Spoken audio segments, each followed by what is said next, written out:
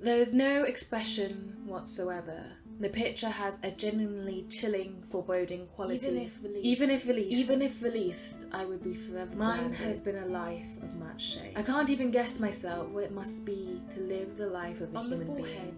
The more I think of it, the less I understand. Madman, or perhaps, all I feel are the assaults of apprehension and terror. Disqualified as a human being. At the thought that I am the only one who is entirely unlike. It is almost impossible for me to converse with other people. I have now ceased utterly to be a human being. Almost everyone has at least once in their lives felt utterly alone. Maybe it was when you were excluded from a game at school because you didn't know how to play. Your class had dirty glances by some precognition, like they already know the game, and disdain that you would ask. Or was it when you were overlooked at a party, you drinking your warm Coke in the corner, unable to think about what to say, watching everyone else enact friendship and connection? If you're lucky, this feeling is only momentary, and you also somehow remember the set motions of the dance, how to connect with others, and respond when questioned, and love your parents, stay on the right side of the law, and say fine, unlike what terrible weather we're having, when asked, how do you do? There are some people, nevertheless, who feel like they are completely isolated from connecting with others for as long as they can remember.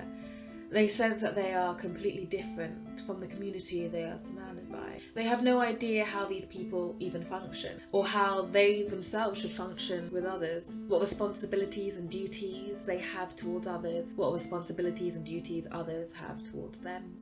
This is far beyond just feeling out of place or misunderstood, though these feelings do add to the piteous helplessness that is churned within the person in question. It is rather the inability to understand or make a meaningful connection with humanity as a whole.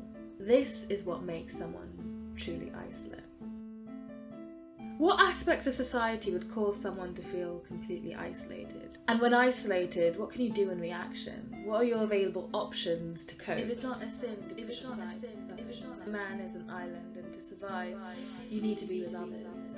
To develop understanding of what makes someone truly isolate in society, and the path one can take to cope, we shall be looking at one of the most celebrated writers of isolation, Osamu Dazai, and his novel, No Longer Human.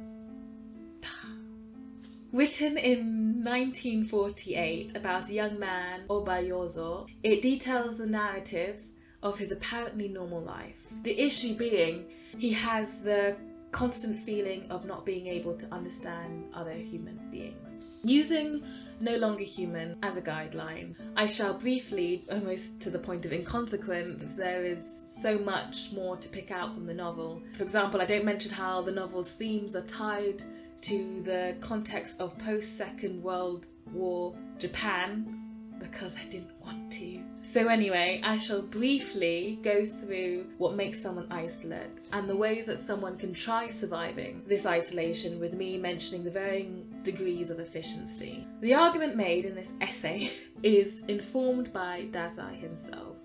Why, you might say? An author writes fiction. Though an author's work might be inspired by their life experiences and is so often composed with the author's thoughts and opinions on their chosen theme very much in mind, in the end, fiction is not true. Their work shouldn't imply anything concrete about the author's life or their feelings. While this is largely the case, Dazai's writing is semi-autobiographical. Dazai's writing is semi-autobiographical, meaning that Yozo's reaction to isolation, as well as the effect No Longer Human has on the reader, is to some degrees directly informed by the writer and his own experience and reaction to isolation. We're getting a little ahead of ourselves though. First things first, well, hello there. This is Zürich, and right now you're up in the air, where we free fall into books, poetry, and anything we decide to get into. Now that we're all acquainted, let's make our descent. Geronimo.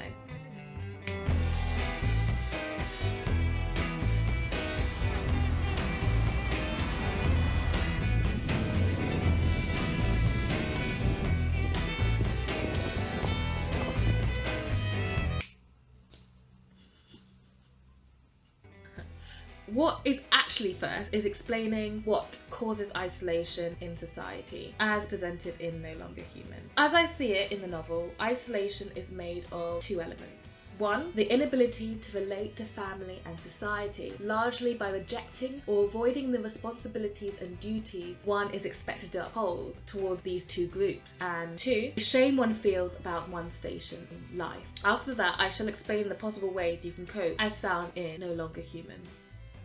One cause of isolation is not being able to relate to the idea of family. This is mostly to do with the reluctance to accept or inability to understand the authority family has over the individual, and the oppressive sense of duty to the family, which is the condition in order to be fully accepted.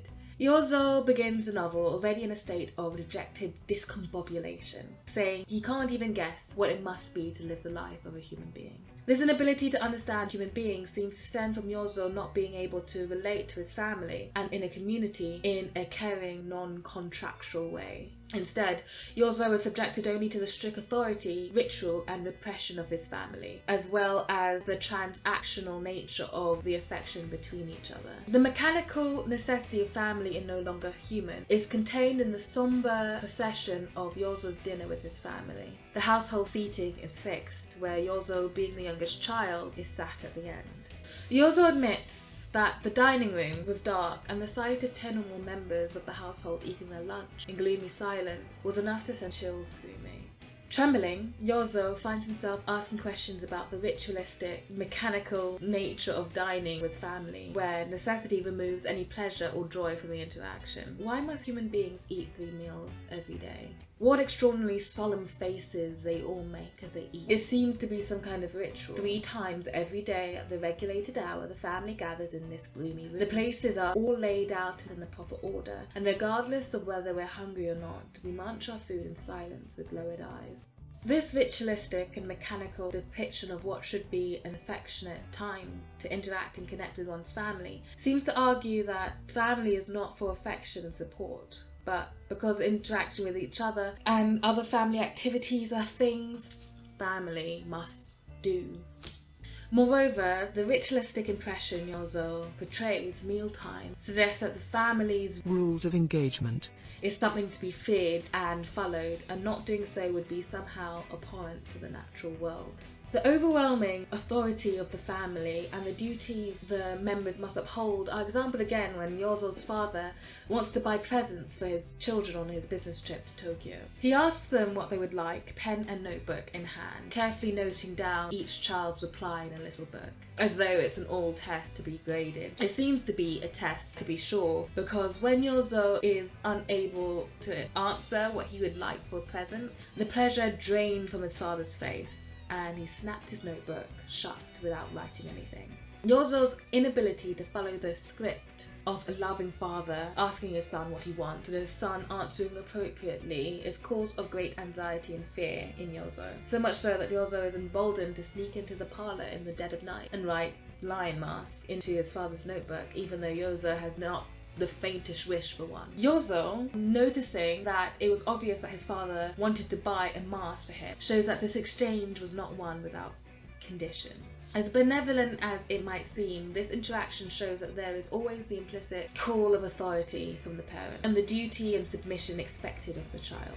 As an aside, it is telling that Yozo's father wants him to have a lion mask. It suggests that his father's wish for Yozo was to put on the mask of a courageous and noble son with the underlying unconcern of the performative nature of this character.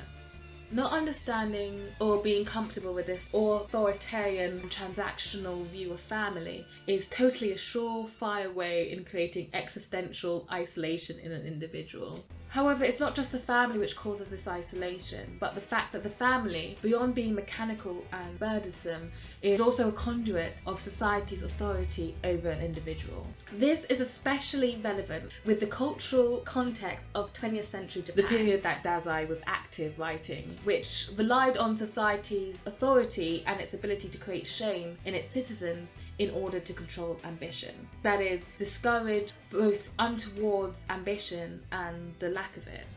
If we understand shame to be the reaction of other people's criticism, then a culture of shame relies on external sanctions for good behaviour. In this way, the family is not a safe haven against the eyes and judgments of others. Rather, far from protecting its members against external criticism, it in fact joins with society in its criticisms on the grounds that the family's honour has been harmed.